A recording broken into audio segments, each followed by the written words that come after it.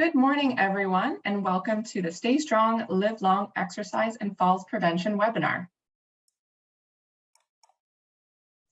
Before we begin, PSSO would like to acknowledge and thank the Ontario Trillium Foundation for generously supporting our educational initiatives. And of course, before we begin, a medical disclaimer. The information provided in today's webinar is for the purpose of health education and is not intended or should be intended as a substitute for professional medical advice, diagnosis, or treatment.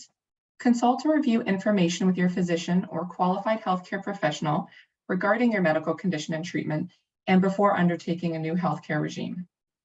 This information is not intended to replace medical advice offered by physicians. Okay, so today we have with us is Kelly G. She is the Smart Exercise and Fall Prevention Supervisor for the VON of Wellington County. Kelly has over 20 years of experience in implementing and coordinating fitness and wellness programs for people of all ages and abilities. She truly believes anyone can age successfully over their lifespan and live healthy until their very last day. Frailty is not inevitable. In fact, it's reversible. And exercise is the universal prescription to pretty much everything. Falls and the injuries resulted from falls can be prevented. It is her mission to share this message with the rest of the world and helping those she works with to achieve optimal wellness regardless of their age, race, gender, or current condition and challenges. Thanks for joining us today, Kelly, and I'm going to let you go and start your presentation. Well, welcome everybody. Thank you for having me today. So I'm going to go through this Get Fit, Stay Strong, and you can live a long, healthy, independent life with taking in some of these tips. So it's education on healthy aging, how the prevention of illness, promotion of independence, and independent living by being physically active.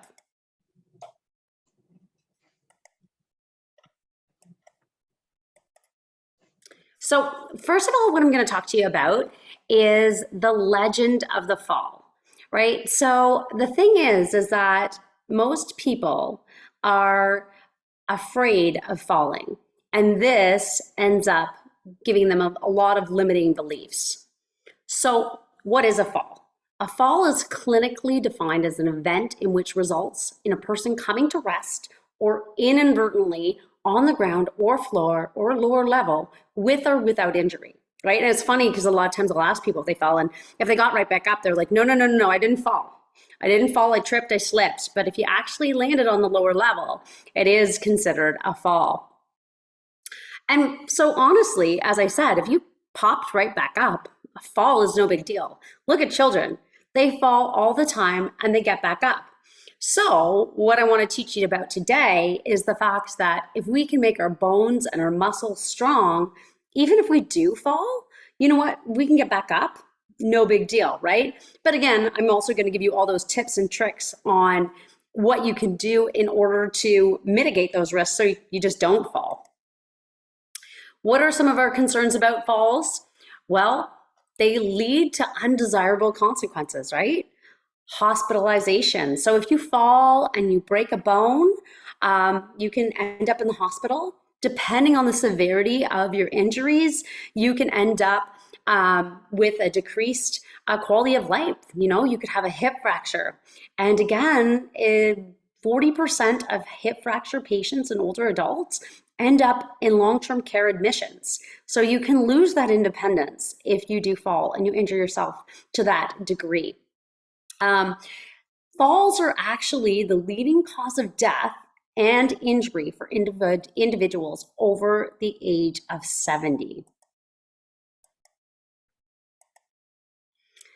So what happens with falls is it can lead to a very, very vicious cycle, even if your first fall wasn't that bad, right? So what happens is you fall and then you get that fear of falling again. And often when we get that fear of falling again, we reduce our activity. We might even change the way we walk, right? And you will see this often when you see people, and instead of doing a heel toe strike and lifting their feet up the way they are, they kind of feel like if I keep my feet on the floor at all times, I've got full, gravity on the floor, then chances are I'm less likely to fall. But honestly, that would put you at so much more risk, because now if you go to change surfaces and you've got, which we call a shuffling gait, because you're not lifting your feet, you're at a higher risk of falls. So what happens when we get that we have that fear of falling again? We stop doing the things that we used to do, the things that we love to do, the things that were active, the things that got us out of our chair. And of course, if we stop doing those things that we were active, like fitness programs, even social engagement, going out, doing our own shopping, we start getting people to help us, we start to lose our independence, then guess what happens? We become deconditioned, is what we say. So our muscles and our bones, they get weaker and weaker. And then of course, it increases that risk of falling again. So then if your risk is increased, what happens? You fall. And every time you fall, you kind of go through this cycle, right? And again, too, over time, your risk of falling becomes extremely, extremely high. So what can we do? The first thing that we can do, and a lot of people, even though they're scared to do it, is we need to increase that activity, right? We need to increase activity. We need to get off the couch. Even, we might have to start slow if we have been injured, if we've recovered from a fall, whatever it is, we need to increase that activity. When we increase our activity, what's it going to do? It is going to decrease our risk of falling. And then, yeah. Interrupt. The slides aren't changing. I just wanting to make sure. Is everybody else, are you being able to see the changes in the slides? Did you just see like the decrease, the increase? If I do that, you won't fall. Do you see that? No. Just wanting to make sure that those lovely slides you created are being shared. Let me just see if I can stop sharing and then try and share again. Perfect. So did you see the slide that I was recently on? Where were we at? We just saw that initial one after the medical disclaimer. Oh, okay. Okay. So weird. Okay, so we'll just see if I can do this again. I'll try and share my screen again. Do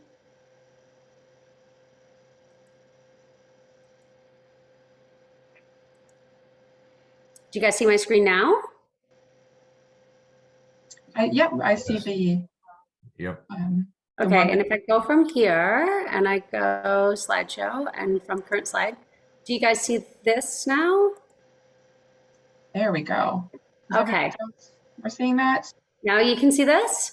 Yes. Now it's working. Okay. So we'll go back to where I said, we go through the fall, we have that fear of pain or falling again, reduced activity, increases our risk of falling, and then you fall. And the more times you go through the cycle, the worse it gets. But if we increase our activity, did you guys see that? Yep. Okay, good. If you increase your activity, then you decrease your risk of falling. You won't fall, and there's less fear of falling again. So the major thing that you can do is just incorporate activity. And whatever that activity looks like, it might be an in-home program, it might be just a couple exercises every day, it might be just getting out and going grocery shopping, whatever it is, we need to increase that activity. One of the most common reasons for a fall is that fear of falling, right? So again, too, as I said, once we start going through that cycle and we become afraid, we honestly mentally, and anytime that we actually mentally, we have a fear and we think about it all the time, then there's more chance that it's actually going to happen. If we truly believe it's going to happen, chances are it probably is. If we believe that it's not going to happen, then chances are it probably won't. So that fear of falling, so we need to eliminate the fear. And some people might be so scared of falling that they actually stop being social, which again, too, has so many other detrimental effects to it. They stop leaving the rooms or their houses. They stop exercising. and they stop doing those things that they love.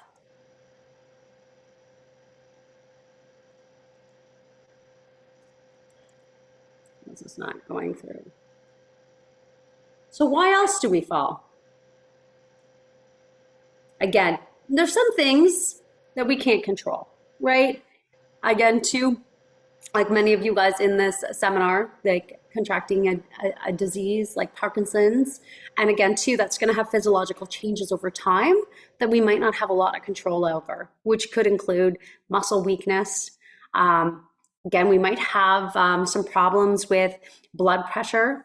And again, too, we really want to be concerned, well, we want to be concerned with both high and low blood pressure, but in terms of falls, that low blood pressure is something to be concerning about.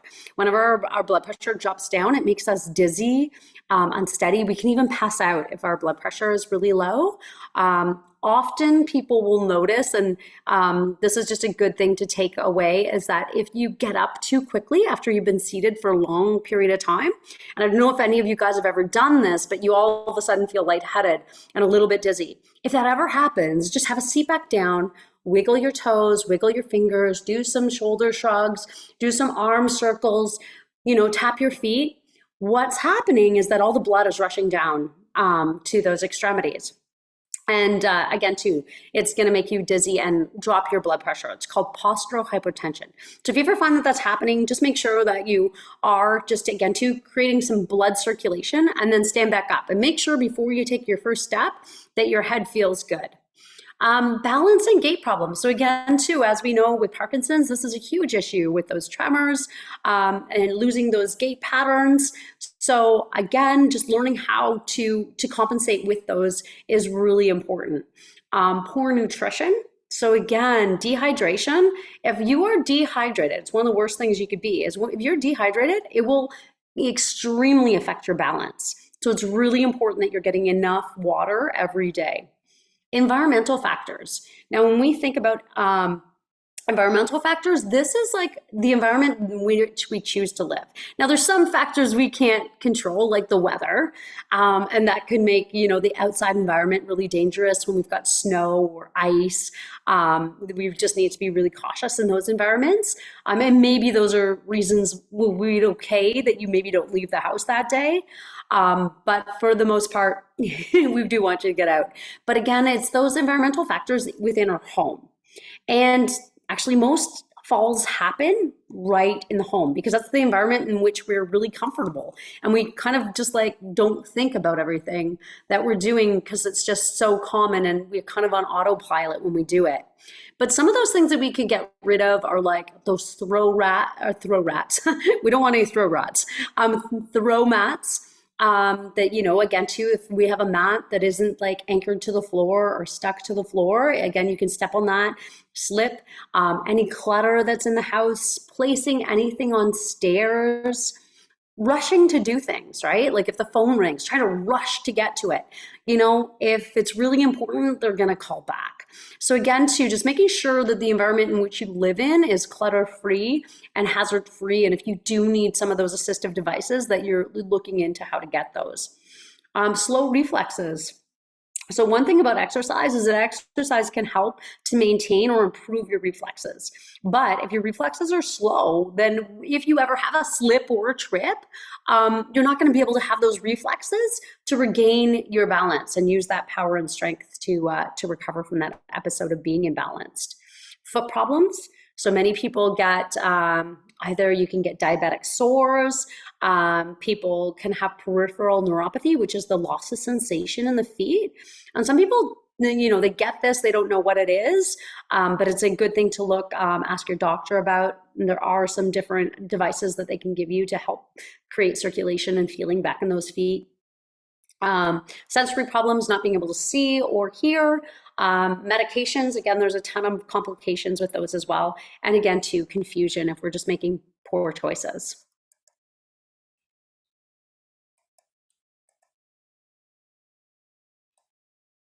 But there's good news. Falls can be prevented. But how? Exercise and education. So there's actually a lot of research done out there that when we are educated, when we do know what those things we can do to mitigate our risks are, and we combine that with exercise, we can reduce our risk of falling. So we're here today so that we can educate you on healthy aging, so you'll know what you can do to prevent the falls, what signs to watch out for you and your loved ones. So if you're here as just a partner for a loved one, maybe you don't think falls is a risk for yourself. Again, you can share this with your friends, your family, your loved ones. And again, too, we need to create or have exercise to create strong bones and strong muscles so that even if we do fall, not a big deal, we'll get right back up. So our bodies were designed to move, right? It's kind of like, we're like the opposite of a car. It's like the car, like the more that you use it, the worse it gets. We're the opposite. The more we move our body, the better it becomes. Like, what an amazing machine. The more that you use it, the better it is. And it's so true because we've seen this so many times through so many people throughout life, that the people that have continued to exercise and be well have continued to live great long lives, and even ones that have been diagnosed with some of those nasty chronic conditions like Parkinson's, they've still been able to combat that disease and live a fulfilled life with the education of falls prevention and with exercising. So we need to exercise every day. And we need to keep everything moving. So that doesn't mean, we need to go out and do like a strenuous, hour workout. We need to sweat. We need to feel exhausted. No. We just need to move, right? We need to do something. And I always say with exercise, that exercise doesn't have to necessarily be an exercise class. I mean, we deliver smart exercise classes through VON, throughout all Wellington County, actually throughout all of Ontario. However, it doesn't have to be that. If that's not what you like to do to move, then don't do it, because the chances are you're probably not going to do it for the long term. But if you like to go for a walk, you like to go for a hike, you like to walk your dog, maybe you like bike riding, or maybe you like pickleball, or I don't know what it is that you like to do. Maybe it's riding horses. As long as you're out there and you're moving the body, and gardening is a great exercise. As long as you're doing that, you're moving the body and you're going to keep those bones, those muscles, those joints working properly. We do need to practice our balance. And sometimes we practice our balance and we don't even really know that we're doing it.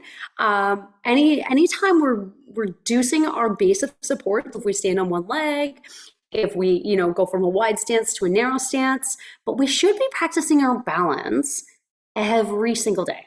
So even if it's just like standing on your tippy toes, trying to hold it for a second, coming back down, trying to stand on one leg, and maybe for people that are unable to stand, you're trying to stand up and just stand up for 2 seconds on 2 feet, whatever it is. But we want to challenge that balance so that our muscles, again, too, our stability muscles will stay nice and strong, and also will be better when that situation arrives, when it kind of comes out of nowhere, right? Like we have to step over a dog or something, and we're kind of off balance. We'll be able to recover from that incident.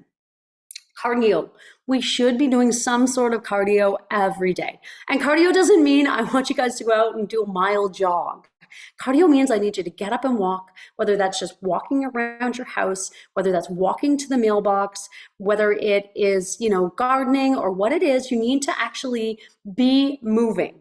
You need to be moving and have your heart rate at an elevated level. Strength, we should be doing strength training at least twice a week. Weight bearing if we can, so that means standing, and we want to be doing some form of resistance training, and we really want to work our major muscles when we do that, and that would just include our shin muscles, our tibialis anterior, our calf muscles, our gastrocnemiuses, our hamstrings, our quads, so our thigh muscles, and our inner and outer thighs, our adductors and abductors. We want to work our biceps and our triceps. We want to work our chest, our pectorals, and we want to work our upper back, which is our trapezius muscle. And then we want to work our stomach muscles, and we want to work our lower back. So if we could ideally work all of those muscles twice a week, will help to maintain that independence and live healthy through life. Flexibility is also super, super important. We need to be able to move freely. So we need to be able to move our arms, our joints freely in order to be able to complete those activities of daily living. Like even just thinking of washing your hair, you know, a lot of people can't get both of their hands all the way, you know, to the back of their neck, right? There's a lot of people with reduced mobility in their shoulders. There's some people that have reduced mobility in their hips, and getting into a bathtub is a bit of a challenge. So the more that we can do that, make sure that we're moving those joints and stretching out those muscles, the more we'll be able to do as we age. Because again, those muscles become more stiff and rigid over time. If we don't move our bodies, as I said, they will seize up. And when we actually want to move, we won't be able to. So for every 50 hours, which 50 sounds like a big number, it sounds a little bit daunting, but for every 50 hours that we stand, and as standing with exercise, we can reduce one fall. So for example, if you did an hour exercise class once a week for a whole year, you'd reduce one fall. If you did 2 times a week, you did an hour exercise, you would reduce 2 falls, right? Again, or you could say that you would reduce a fall in 6 months. If you do it 3 times a week, you could reduce a fall in 4 months. You do it 4 times a week, you reduce it in 3 months. You do it, you know, 5 times a week, you reduce it in 2 months. So again, the more we do, the better we will be, and the more we'll prevent ourselves from falling. Muscles and bones. So our muscles and bones allow us to move, right? Our framework structure is our skeleton or our bones. And to those are attachment sites for our muscles. And as we age, we tend, a lot of people tend, although I do have some super awesome seniors that I work with that didn't ever stop being active, and they're amazing. My 97-year-old instructor is still no walker, no medications. He, again, too, never ever stopped exercising and still doesn't today. So I do like to believe that age is just a number. So if we become less active, then we lose muscle and we'll also lose bone mass every single year. If our muscles and our bones are not strong enough, then we're at a higher risk for a fall. So this is, again, to bone and muscles. They're slightly different, but pretty much the same. So basically, until about the age of 30, we can we build up, and then we can kind of get to our peak, either muscle mass or and bone mass. So with muscle, we can build it, and then what happens over time, it's called atrophy, and those muscles will just start to we'll start to lose muscle tone. They'll get smaller and weaker over time if you don't do anything. So if you don't do anything, then they will get weaker over time. You could be, up to 30, you'll build them. And then if you don't do anything after that, they're going to get weaker. Same with our bones. Our bones are like a bone bank. And up to about the age of 30, they keep on taking, like, every time we do weight-bearing exercise, like walking, when we were younger, we did jumping, different things like that.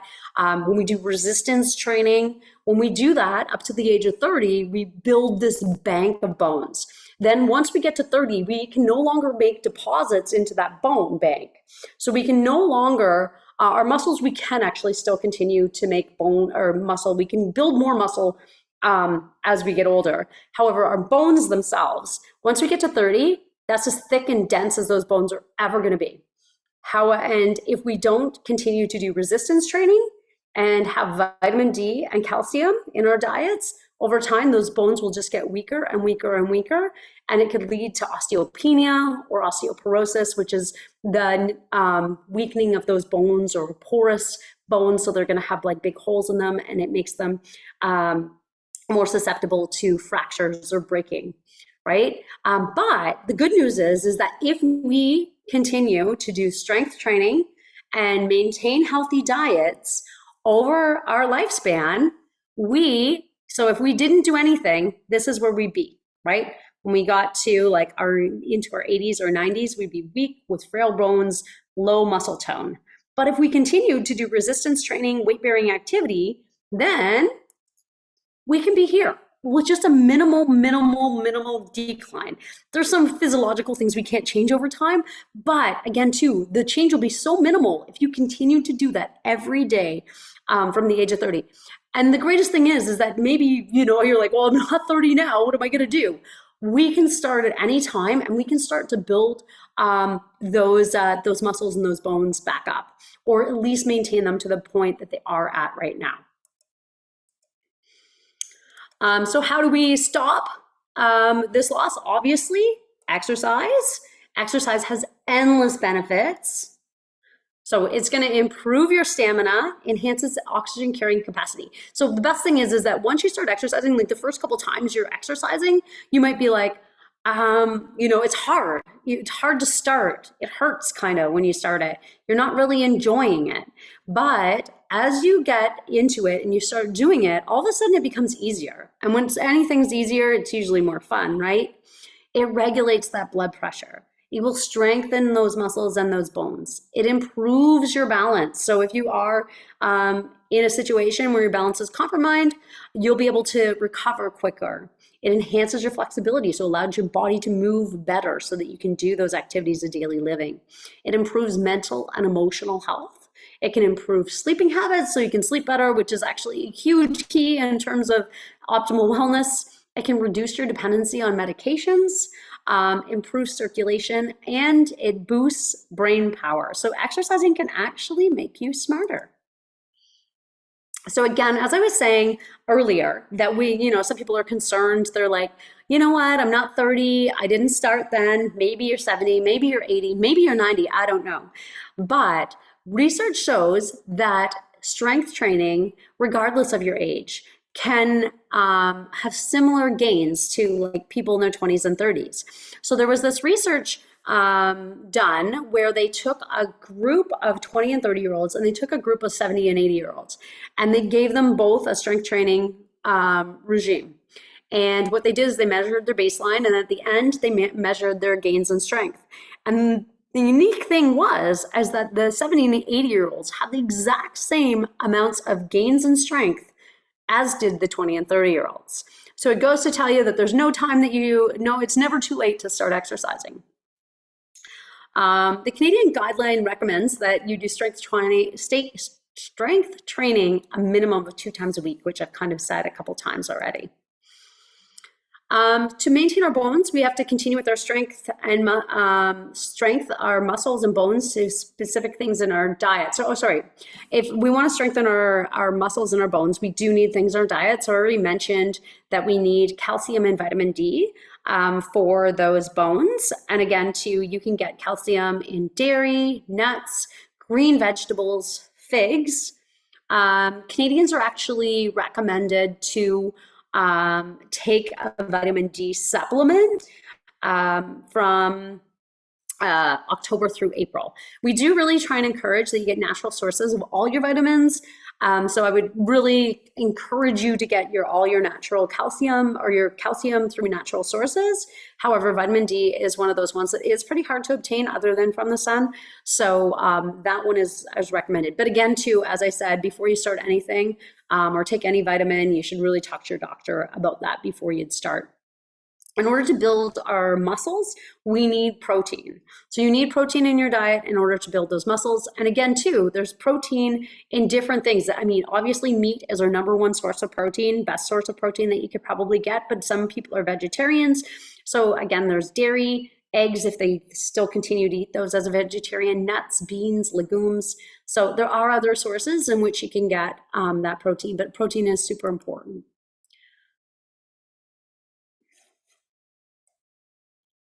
So nutrition for the overall body. Poor diets and dehydration, again, as I said earlier, can lead to dizziness and weakened muscles, which again, too, if we don't have the protein or we have weakened muscles, it's going to contribute to a fall because we just don't have the strength to support our body. We need a balanced diet to keep us upright, steady, and strong.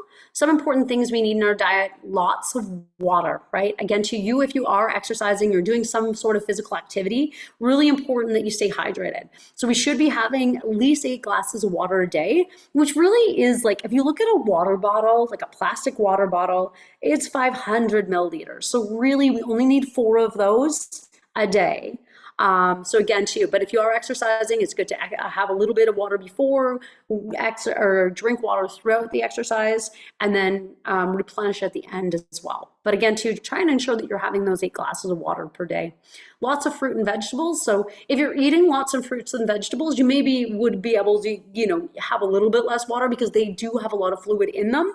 So if you find it's hard that I can't, I'm not a good water drinker. Sometimes even too, if you're not like, I'm horrible, as much as I preach it all the time, I need flavor in my water. So sometimes just, putting some fruit and some into, or even some vegetables, like cucumber water is actually pretty good.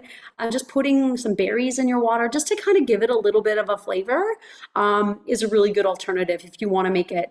And I sometimes will put like my water in like a wine glass or something fancy, so I feel like I'm like actually, drinking a really fancy drink. Meanwhile, it's just water with some blueberries in it, but it does make me feel a little bit more fancy. So again, too, whatever we can do to spice it up so that we're drinking enough is really important. Lots of iron, low sodium. We don't want a lot of sodium. Again, that can increase our blood pressure. We want fiber in the diet, helps move things through the system. Carbohydrates for energy. So I know that there's lots of like different diets out there. Some people say the carbohydrates are bad, and it's like, not carbohydrates are bad. Bad carbohydrates are bad. Chocolate bars and maybe white bread and maybe some, white pasta. But if you supplement those for like some whole grains, some vegetables, some fruit, carbohydrates are really important, and they do give us the energy we need. And we want to ensure that if we getting all those proper vitamins and minerals that we need, and including our fruits and vegetables in our diet, will usually help to ensure that. And ask your doctor if you require any special vitamins or minerals. So before you actually just start supplementing something, really talk to your doctor or your dietitian. And what about our hearts? How do we know our hearts are healthy? By measuring our blood pressure, right? It's really easy these days to measure the blood pressure, right? We can just go into a pharmacy, we can go into No Frills has them, the Walmart has them, all the different stores around. You can go in, check your blood pressure. If you don't know what a proper reading is, it will actually have a chart there and let you know. We ideally want 120 over 80 is the ideal blood pressure. I think that they're like saying that 130 over 90 is an acceptable reading too.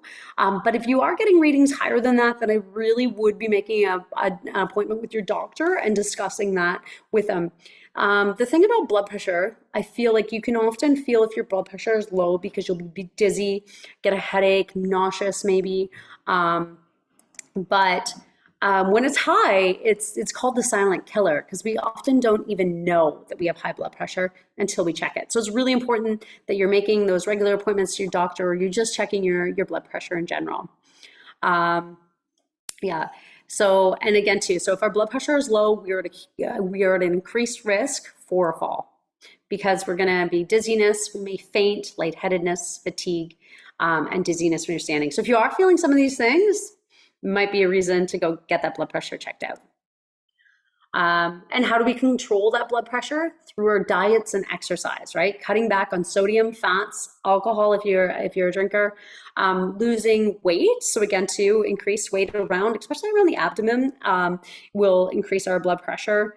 Cardio exercise, we want to be able to increase that endurance, so that oxygen carrying capacity, so we can deliver that oxygenated blood to those working muscles without any resistance. Eating right? So we want to make sure that we're eating good fats, that we have our protein, we have our fruits, our vegetables, and we're getting all those vitamins and minerals that are required in a daily for a daily intake. If our blood pressure is low, we need to make sure that we're getting enough exercise to stimulate the blood flow, right? So again, too, blood flow, if you have really low blood pressure and you are super like elite athlete, like it might be okay, because their heart is so efficient that it pumps very few times, and the blood pressure, the ability of those arteries is to expand and relax is just so good that they don't really have much pressure going through there. But the problem is that with people that are maybe not extreme athletes that have low blood pressure, is that their heart is not pumping. It's not pumping hard enough to return often that blood back to that heart, right? Or it's not pumping hard enough to deliver that blood back to the heart or even up to the brain. So we don't want that. That can cause a multitude of problems. So definitely get that blood pressure checked out if you find that you were experiencing any of those symptoms and you kind of don't know why.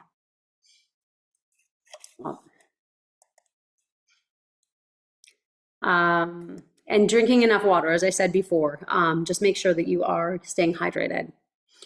So as I mentioned this earlier, that 50% of falls happen within our homes. Usually when someone is doing something that they're doing their normal daily activities, right? We're so comfortable in our homes. Sometimes we just don't think, right? Some of these falls are caused by factors in the person's environment. So example, loose rugs, get rid of them. Get rid of loose rugs. They're not worth it, even if they're super pretty. Clutter on the floor around the bed. Bad lighting. I can't tell you how many people just get up in the middle of the night, in the middle of the dark, and it puts them at such a great risk. Especially if you have a pet, or you've left something on the ground, chances are you're going to end up on the floor. Not having grab bars where needed. So if you're finding that it's getting difficult to get off that toilet or get in and out of that bathtub, or those types of things, or like when you go and you need to sit down to get your shoes or take off your shoes, do you have a chair there? Do you have something that makes it okay or safe to do so? So just ensuring those things. If you're finding that you need like assistance to get off the toilet, or if you're having troubles getting in and out of the bathtub, I would really recommend that you are seen by an occupational therapist.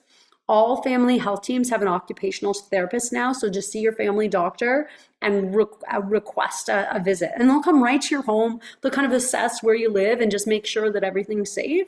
And if something's not safe, then they'll help you to get and then potentially install an assistive device just to make it a little bit more safe for you. Carrying awkward, heavy objects. So something too heavy you should never carry, and something overloaded. Even something like a laundry basket, but the clothes are overflowing and they're in front of your eyesight. Definitely not something you want to do. Huge risk for a fall because now you can't see what's in front of you. Inadequate lighting, as I said before, or maybe even your bed. Maybe you've got this super amazing mattress, but now it's made your bed way too high and you have to jump out of bed in the morning. That might be a huge problem too. And especially first thing in the morning when we're already kind of like lightheaded and then we get out of bed and we got to jump onto the floor, huge risk. So another thing to consider. So make sure that the changes that need to happen are happen. Asking those around you for help. So, friends, family doctor, occupational therapist, whoever, and tackling them as soon as possible. So as soon as you notice, hey, this is an issue for me, let's put a preventative measure in place before it actually becomes a really big issue once you've had a fall and maybe broke a hip, right? Don't ignore the problems. Prevention is the best action. Even if you haven't fallen yet, adding things like grab bars before a fall occurs could be the best action plan. Reduce clutter, get rid of all things that we no longer need. Just go through and get rid of it. I know it might have been something from 20 years ago and you're like, I really just can't part with it. But again, too, if it's going to make your home not safe, it's probably it's time to get rid of it. Use your walker or cane at all times. So many times when I go into a client and I go in for a home visit, I will see them and they're furniture walking, or they're using the walls and they're kind of shuffling and then catching themselves on another piece of furniture. Again, if you have a walker and you've been designed or you've been recommended to use that walker all the time, even inside your home. Just make sure that when you're using it in your home, that you have enough space to navigate it around the home so that it makes it easy enough to use it. If you have a cane, use the cane, right? Make sure that you're safe at all times. Use your night lights and make sure that your house is tidy, right? A messy house has a lot more obstacles and trip hazards. And how can our senses affect falling? If we cannot see well, obviously we might trip over things we can't see. If we have trouble hearing, then we are less aware of the environment around us, and we can actually get physically tired from trying to hear people. It's kind of like a cognitive overload. If we have reduced sensation in our feet, So again, too, this is a condition called peripheral neuropathy, where we lose sensation in our peripheries or our hands or feet. And if we can't feel what's underneath us, obviously we're at a higher risk for a fall. So there are some devices and recommendations that doctors can make if that's one of your problems. So again, obviously, what do we do about these sensory problems? Go to the eye doctor if you have eye problems. Go to the audiologist if you have hearing problems. Ask your doctor about peripheral neuropathy and see if they have any recommendations about increasing the feeling in your feet. Sorry, I said something in my throat. Example, diabetic stockings, compression stockings, shoe inserts. If you're diabetic, consider going to the diabetes clinic as well. Medications can cause falls too, but how? Of course, through those side effects of the medications. These often pose a problem if they have any effect on our energy levels or stability and balance. So there's one, they can cause bone loss, dizziness, fatigue, lightheaded, sleep problems, induced neuropathy, drop in blood pressure, vision problems, drop in blood sugar, muscle weakness, hydration levels, and drug interaction. So our two drugs that we're taking, if the doctor hasn't looked at both of them, they may be contraindicative of each other. So they might actually be working against each other. What do we do about side effects? We write down any effects that we might have. Report to your doctor or your pharmacist. Ask questions, right? Feel free to ask as many questions. When you're getting just prescribed a medication, ask questions. Ask about the medication, a medication review yearly or 6 months. If any medications are not necessary, why continue to take them, right? Know everything you can about all of your medications. Know that certain medications are prone to make you fall, lose balance, or cause muscle weakness. So again, too, sometimes we have to weigh out the risks and the benefits. Like, is it worth it for me to take this medication, right? So again, too, and maybe it's like I'm taking this medication for pain relief, but maybe exercise could be a better way for pain relief. If we, move that muscle more often and that joint more often, maybe we could do some of that. So there might be another alternative. We need to know all of the side effects of our meds. So ask all those questions. Our cognition. So what does cognition mean? Acquiring knowledge, understanding thought through thought experience, senses, processing information, knowledge, attention, memory, judgment, evaluation, problem solving, and decision making. And how can cognition affect falls? If we have problems with cognition, this will result in impairments in the individual's ability to function. Just even the way that they process information, it may be so slow that, again, too, it affects even the reaction time. If we cannot make proper safety decisions, we put ourselves at risk. So sometimes, too, if cognition is an issue, then we're making really bad decisions, like, deciding that we should maybe stand on a chair and reach up to the highest shelf when we don't have good balance in the first place. We can end up confused about where we are, which leads to a fall. So just again, too, just even the problem of like being so uncertain with your environment or where you are or what time it is or who people are, you're so focused on trying to figure all that out that you don't see what's right in front of you. The fear of falling, right? So again, too, if we have a fear of falling, as we went through that fear cycle, unaware of unsafe environmental factors, right? So just like, again, too, forgetting that when you cross a street that you need to look both ways. So how do we prevent falls? Exercise. So this is the one thing I'm just going to emphasize enough, is that exercise is our universal prescription to pretty much everything. Take care of our bodies with proper nutrition, hydration, visit the doctor more as we age. This includes the optometrist and the audiologist. Consider mobility aids. Make your living arrangements safe with grab bars, assistive devices, bathing and toileting devices, removing unsafe furniture, and getting rid of those rugs or any tripping hazards that there may be. And getting a medication review every 6 months. So then again too, so I'm gonna kind of end this, and then and then I'll be open for some questions here at the end. But what I'm gonna do is I'm gonna take you through how do you get up from a fall? So a lot of times, just again to that fear of falling, when we talk to people about the fear of falling, one of the biggest fears is that if I've got down onto the ground, I'm just not certain that I would be able to get up. And that's a pretty scary thought. So what I'm gonna do is I'm gonna kind of walk you through, I'm gonna show you with a couple of pictures here. And then what I will do is I actually will stop sharing my screen, and I am going to physically demonstrate to you how you would get up from a fall, okay? So, number one, when you fall, your body has gone into shock. It has gone into shock. So you need to kind of rest, take a couple of deep breaths in, and evaluate your situation. Think about your next move and how you might be able to get up safely. And I'm telling you this too, okay? So when I'm going through this, how to get up from a fall, this is also, you guys can use it in case it's like, maybe I'm not gonna fall, but I've seen someone else fall. And this is how I want you to help them get up. We don't ever want you to, our initial reaction when someone falls is to reef them up and get them up. A lot of times if we do that, we're actually gonna cause more damage than good. So we could, they have osteoporosis, we could break up a vertebral or we could break a vertebrae. If they have shoulder problems, we could, dislocate a shoulder. We can do a lot of damage. So we really wanna pay attention to the proper procedure so that we can assist them to help themselves.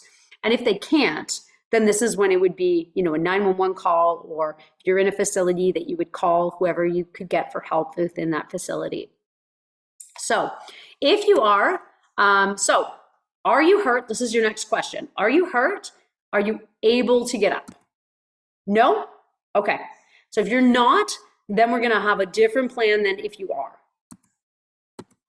So I'm hurt, unable to get up, comfort plan. So this is just where we need to okay, I'm not getting up, but how can I get someone to help me so that I can get up? So you need to attract attention. And a lot of the first thing we can do is if you got a medical alarm bracelet or a necklace available, obviously you're going to touch that, let them know, hey, I had a fall. Try to shuffle to the phone if you can kind of at least get to a shuffling position, or if you have a cell phone on you right there, perfect. Use your cell phone.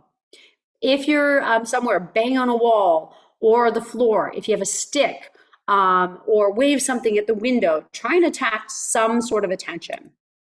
Shout out for help and keep warm. So if if you're gonna be there, either a tablecloth on a table, as long as when you pull it, there's not dishes on the table that you're gonna pull on yourself, but a blanket or anything you can have, maybe a coat, depending on where you fell. Just make sure that you keep yourself warm.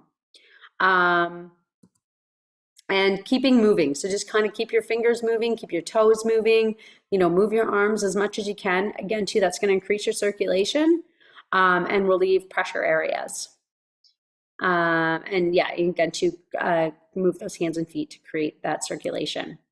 Bladder control, a lot of times if you have a fall, it will actually just release your bladder. So you could be lying in some wetness.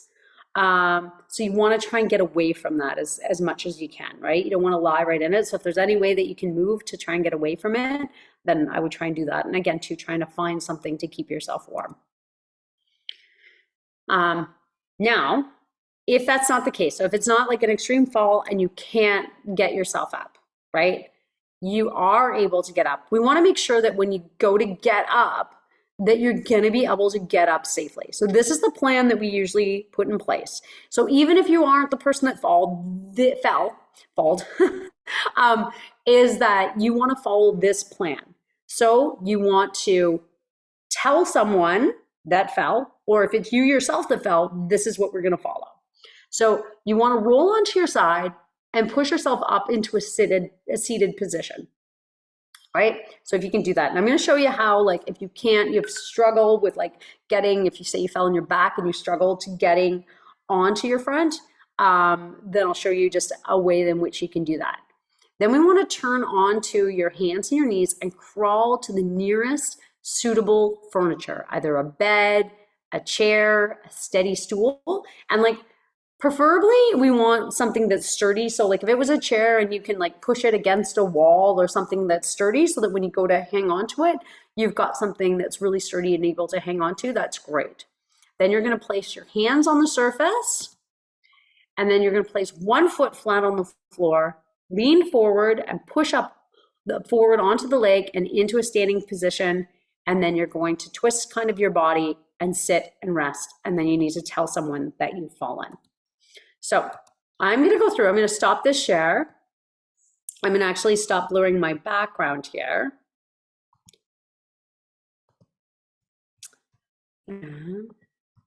Okay, just so you guys can actually see me. And I'm just going to kind of go here. So can everyone see me all right now? Okay, 1 second. And I may have to put my dog outside for this because he's lying on the floor, but if I lay on the floor, he thinks that I'm about to play with him. So I may have to interrupt this. He is kind of sleeping, so I might get away with it. All right, I'm just gonna make sure that you guys can all see me here. So can you see me? No, I'm gonna have to put him outside. So just 1 second here. Okay, come here, Ducky, come on.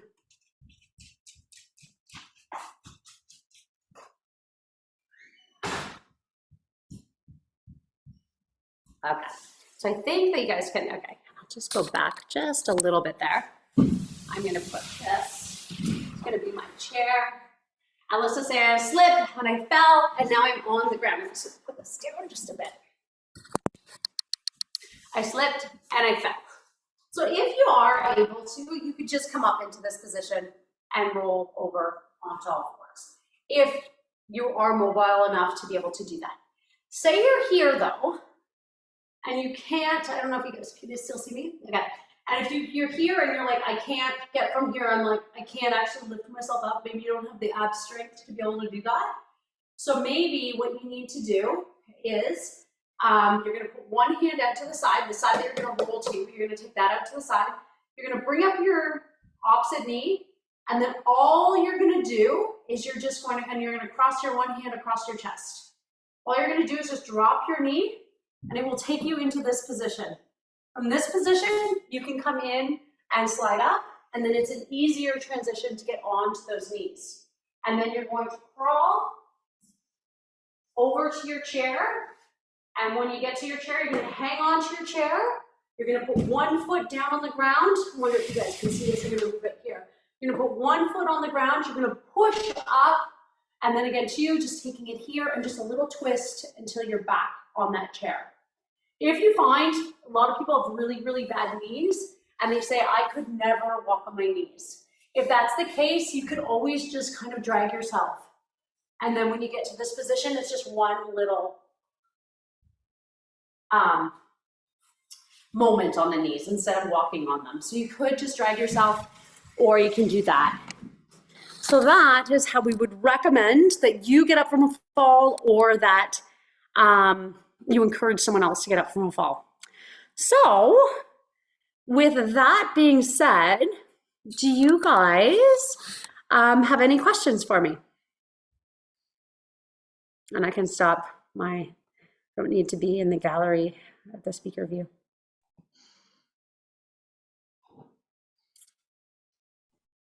All right, does anybody have any questions? You can feel free to use the chat too as well if you're not comfortable speaking in front of everyone.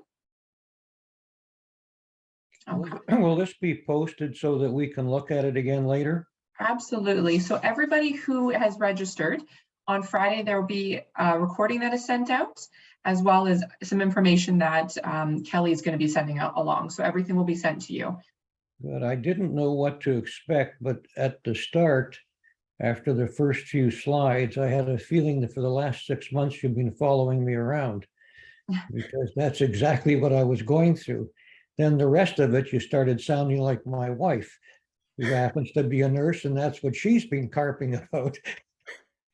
But I found it extremely valuable. Oh, thank you. Thank you. That's wonderful to hear.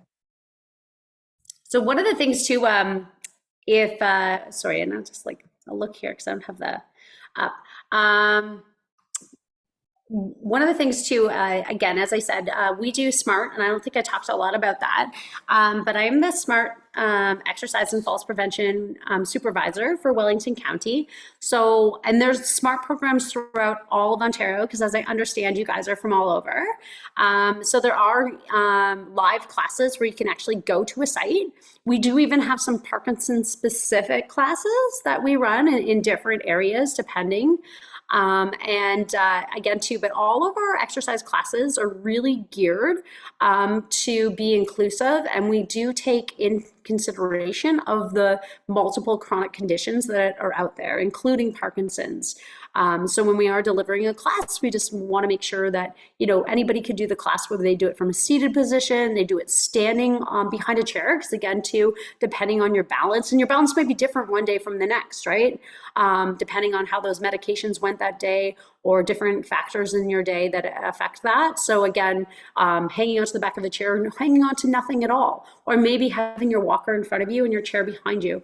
However you would feel safe, and we're able to show those modifications and those adaptations to those exercises as well. We do have, if you know, going to a live class isn't something you want, there are multiple Zoom classes available where you have a live instructor. If you choose to keep your camera on, they can give you some feedback, and you can actually have some interaction with them, which is kind of a little bit better, I think. But we still also have our YouTube classes as well. So we've got YouTube classes that you could just do, and then you can do them at any time whenever they fit in your schedule. We just recently created a booklet, and it's got, so if you're someone that doesn't like to come to exercise classes, we've got a booklet that it shows, there's very weak, I can show you, share with you the link to exercise in the kitchen sink, very basic. Exercise is wonderful if that's where you're at. But if you find those a little bit simple or not challenging enough, we've created a booklet that just shows a little bit more modifications to increase the intensity or the difficulty of that exercise. So we've got a booklet, and I'll be sharing that with Cassie as well. So you guys can have that as a resource as well. Thank you, Kelly. Kelly, with VON being such a big organization throughout all of Ontario, where would most people find information on how to access their services in their local community? So you could go onto the VON website, so just von.ca, and then just search up the SMART program. They are currently working on the SMART website, or the VON website, to have all of that current information up there. I know that there's you can search, even if you searched the VON, most VON programs have a Facebook page. So you could search in your area, find a Facebook page. If you wanted if you let me know what area you're in, I can always let you know. I have a list of every single supervisor, coordinator, kinesiologist in all of Ontario. So I can give you their phone number. I can give you their contact information, and you can find out about services in your area if that's the way that you like to go. And I know with VON Wellington County, we've created our own website as well. So again, too, I can send you that information as well, Cassie. And again, we have multiple, there's different YouTube channels for each different site as well. So our classes are also on Whiteman Television for anybody that's in Wellington County, and I know it goes all the way up to Wyerton. So classes, we have low, medium, and high classes on Tuesdays, Thursdays, and Saturdays at 7, 8, and 9 a.m. And our falls prevention education on Whiteman is on Monday, Wednesday, and Fridays, and it rotates through. So all the information that I did was a very condensed version of all the information that we provide you within our 12-week session, and it really breaks it down each day. We'll talk solely about one component of that. So for example, the fall cycle, there'll be a whole day on that. And when we talk about blood pressure, there'll be a whole day on that. We talk about mental health and sleep disturbances. There's a whole day on that. So if anybody has it, it's Whiteman Channel 6 and 9 o'clock on Monday, Wednesdays, and Fridays if they want to catch that falls prevention education. And yeah. That's wonderful. Thank you. Can I ask a question? This is a little off topic. I'm thinking of bathroom safety and what you would recommend for bath mats in the tub or on the floor. You just want to make, and actually bath mats are wonderful. You just want to make sure that they are like a slip free. So they're going to like secure onto the bathroom floor, or the bathtub. And then again too, that they've got some ridges. So again too, that you're stopping that or making that surface a little bit more rough so it's less slippery. And outside of, you want to make sure that the mat you have outside of the bathtub isn't going to slip and slide, especially if you're getting out of it. You want something that's going to be absorbent, but you also want to make sure that it's stuck to the ground, especially if anybody has a tremor or anything like that, and you're moving it, it can be a hazard. Again, too, I would always advise, I mean, it's free of charge if you're with a family health team, is to get an occupational therapist to come into your home and just kind of assess your situation. Or even like some kinesiologists might be able to do that as well. But the family health team, they can send an occupational therapist into your home. They can look at it and then they can recommend, you know, this is a really good bath mat that I think you should have. This is the one I think you should have outside. You know what? I'm going to watch you get in and out of the bathtub, and we're just going to see how safe that looks. And if it does look unsafe, then we're going to make sure that we're installing that. The other thing I didn't mention about the bathroom as well is a lot of people think that they might have a towel rack either just outside by a toilet, or maybe even like that little towel rack in the actual bathtub or the shower, and they actually are using that as a grab bar. That is an absolute no-no, and the chances are it's going to break and then someone's going to have a fall. So if you find that you're doing that, again, too, I'd think that call to that, ask your doctor, say, hey, I'd like to see the occupational therapist.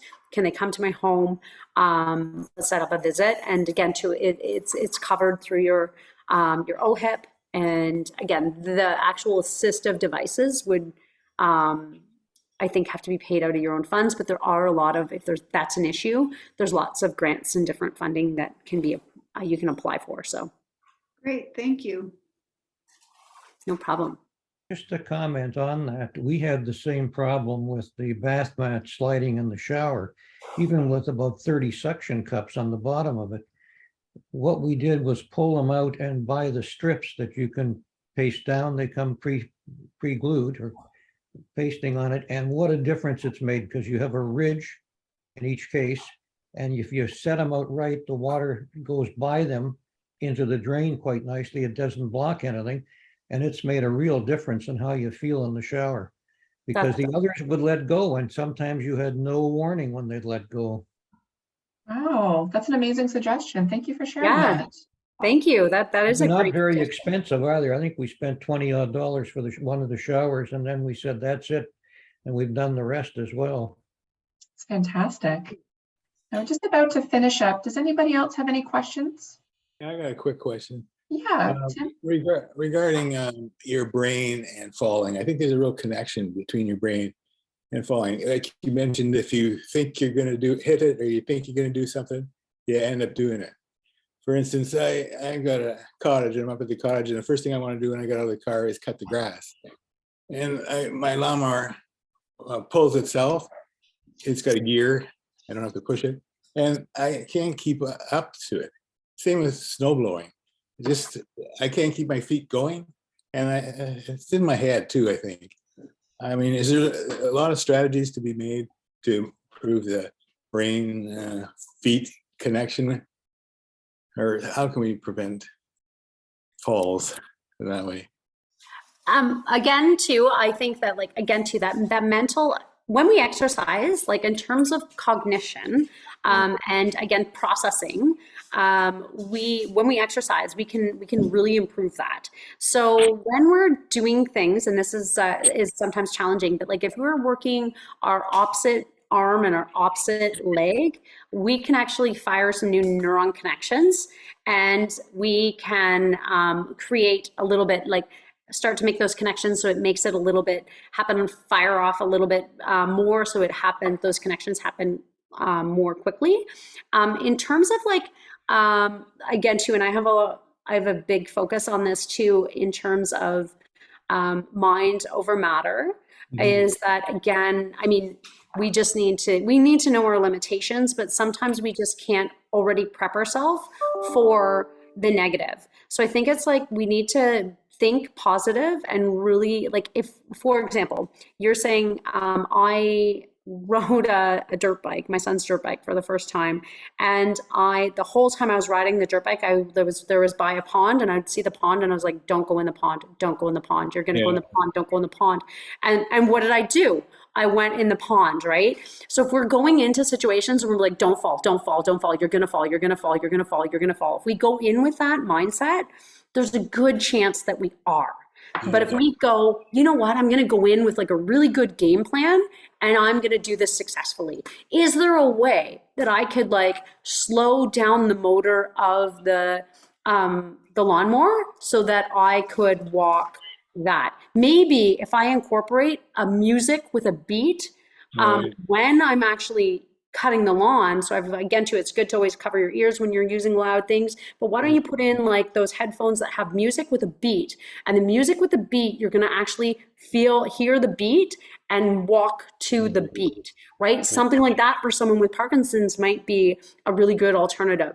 But again, too, I would say like, first figure out what is the beat, the pace that you need to go. Do it without a lawnmower.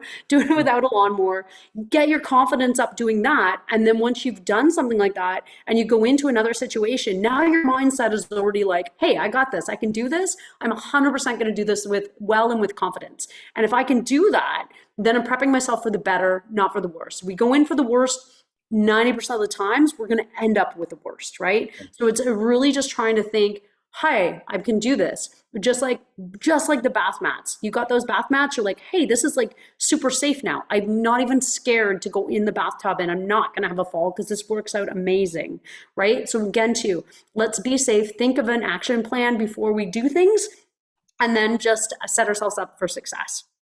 So we're basically thinking all day long as we're walking from A to B. We have to be thinking left, right, or heel, toe. I mean, most people wake up in the mornings and they don't have to worry about that. We just got to talk to ourselves all day long, sort of.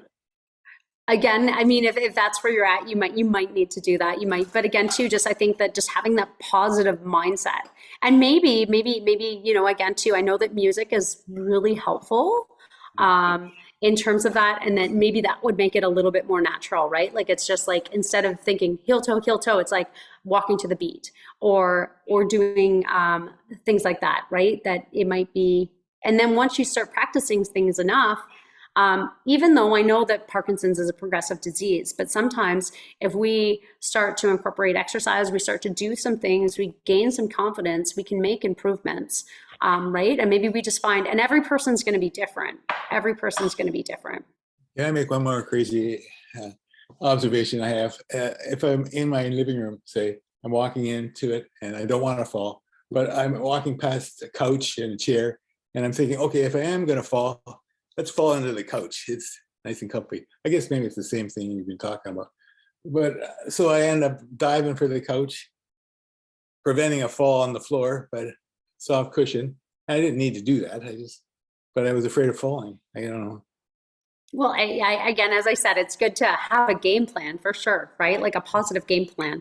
If you're, you know, if you were going to have a fall and it, you know, at least if I'm going to land on a couch, technically falling into a seat or a couch isn't technically a fall. I think I'm talking myself into falling when I really wasn't going to.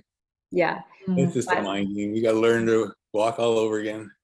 Yeah. But again, too, I think that keeping that positive mindset will be more beneficial than anything else. Like again, too, if we always are thinking in the negative, then we'll tend to attract negative things to us. Well, thanks for that. I'll be thinking positive. That's awesome. Thanks, Tim. Yes, thanks, Tim. Thanks for sharing. And I think these are the realities, right? You know, it's the challenges that Parkinson's creates, and having to, you know, continue to sort of remind yourself and to use those counting methods and, you know, the effectiveness of music. You know, we know that these are the realities, but, you know, I appreciate, Kelly, you suggesting that these things and just trying to shift that perspective a little bit and say, you you know, these are the realities, and not trying to minimize that whatsoever, but what strategies can we put into place? You know, how can we build up to reduce those anxieties, to reduce the fear of falling, and maybe break that cycle a little bit. And I think having sometimes, you know, strategies in place. Okay, I know what to do when I fall. I know how I can get up safely. I also know how to help somebody who's fallen. And as well as being able to build up to things, you know, I'm exercising, I'm doing the things I need to do. Really great strategies, right? To be able to build a little bit of confidence and hopefully, you know, reduce some of that anxiety that is associated with falling, that is such a predominant issue and can be so life-changing. So if anybody's looking for any more information, please feel free to reach out to me. I can connect you with Kelly. And once again, we're going to be sending out all this information out on Friday. So if there's anything else that you need, we're happy to connect you with those resources. And yeah, keep watching out for our website as well, because we have lots of webinars that are coming out, different educational opportunities, as well as our programs and services, which many people might be familiar with, but we also have, you know, music therapy programs and Louder Clear, so lots of different opportunities out there. And I want to thank everybody for joining us today and for your participation. It's wonderful to have everyone out, and as well as you, Kelly.